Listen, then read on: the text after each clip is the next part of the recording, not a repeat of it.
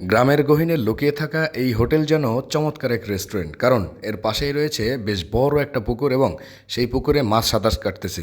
সকালবেলার ব্রেকফাস্ট করতে পারবেন কিন্তু চমৎকার এই মাছ সাঁতার কাটা দেখতে দেখতে। এই বিষয়টা কিন্তু আপনাকে ভাসমান একটা রেস্টুরেন্টের ফিল দিবে, সেটা কিন্তু চমৎকার। অত্যন্ত গ্রামাঞ্চলের মধ্যে ছোট্ট এই মার্কেট, যেটার মধ্যে রয়েছে 8 থেকে 10টা দোকান। এটার নাম হচ্ছে বারেক মার্কেট, মানে মার্কেট মানে হচ্ছে বাজার। তো বারেক মার্কেট নামে পরিচিত। সেখানে এই যে ছোট্ট একটা হোটেল দেখা যাচ্ছে, এখানেও কিন্তু প্রত্যেক দিন মানুষের খাবার দাবার হয় অনেক। তো আজকে একটু দেখবো আসলে পরোটা, তারপর ডাউল ভাজি এগুলো কীভাবে সার্ভ করে, বা সেগুলো কতটা কেমন দেখতে, কেমন খেতে, কেমন, এগুলো একটু ট্রাই করব।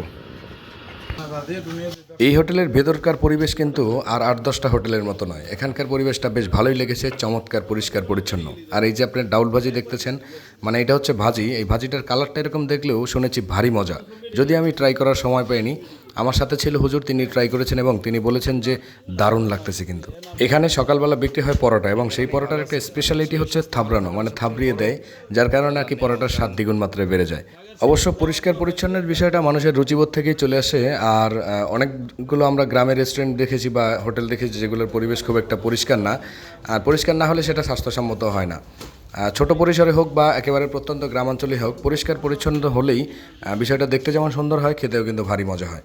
তো সেই সুবাদে অবশ্যই আমাদের এরকম রেস্টুরেন্টগুলো খুঁজে বের করা উচিত, মানে হোটেলগুলো খুঁজে বের করা উচিত যেখানে পরিষ্কার পরিচ্ছন্ন খাবার পাওয়া যায়।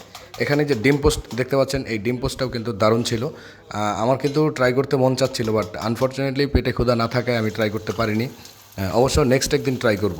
5 স্টার রেস্টুরেন্ট এবং গ্রামের এই প্রত্যন্ত হোটেল, এই দুইটার মধ্যে কিন্তু তফাৎ রয়েছে ব্যাপক। তফাৎ থাকলেও দুইটার স্বাদ কিন্তু ভিন্ন রকম। 5 স্টার হোটেল আপনি যেগুলো পাবেন সেগুলোর স্বাদ আলাদা, এবং এই প্রত্যন্ত গ্রামাঞ্চলের হোটেলের জিনিসের স্বাদ আলাদা।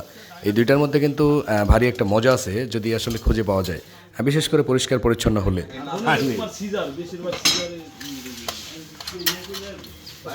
আঙ্কেল ভাজে না, এটা না, এটা না, এটা না, বাজি আপনি হাত দিয়ে নেন নাকি? হ্যাঁ নেই, কোনো সমস্যা নেই। দোকানের ভিতরটা কিন্তু সুন্দর হয়েছে। ওই পাশে একটা পুকুর আছে না, মনে হইতেছে ভাসমান কোনো একটা রেস্টুরেন্ট আমরা আছি। একেবারে চমৎকার এই প্রত্যন্ত গ্রামাঞ্চলের মধ্যেও বারেক মার্কেটে যে এরকম সুন্দর একটা ভাসমান রেস্টুরেন্ট আছে, সেটা অনেকেই জানে না। কাঁচামরিচ, আপনি পেঁয়াজ নিলেন না? কাঁচামরিচ, হ্যাঁ পেঁয়াজ কো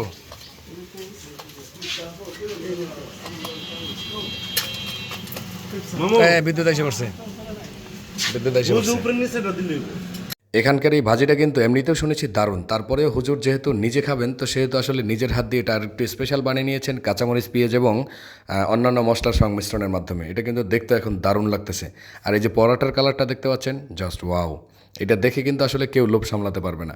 যদিও আসলে তৈলাক্ত জিনিস আমাদের স্বাস্থ্যের জন্য ক্ষতিকর, তারপরেও হচ্ছে যদি এক ইনটেক, মানে একেবারে পিওর যেটা পাওয়া যায়, সেটা যদি উপভোগ করা যায় তাহলে মোটামুটি খাওয়া যেতে পারে, তবে বেশি নয়। না না না, থ্যাংক ইউ। আমি খাওয়া দাওয়া করে বেরিয়েছি বাসা থেকে।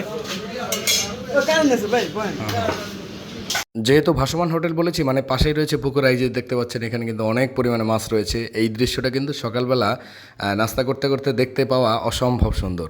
আর ভিতরের যে পরিবেশ দেখতে পাচ্ছেন, ভিতরে বেশ কয়েকজন বসে, মানে 3টে টেবিল রয়েছে, বেশ কয়েকজন বসে খাবার উপভোগ করতে পারবেন। এবং সর্বোপরি কথা হচ্ছে, যেটা আমাকে বারবার বলতে হচ্ছে, সেটা হচ্ছে এখানকার পরিষ্কার পরিচ্ছন্নতা। আমি কিন্তু প্রত্যন্ত গ্রামাঞ্চলের হোটেল ব্যাপক পরিমাণে ঘুরে বেরিয়েছি, দেখিনি আসলে এটার মতো পরিষ্কার।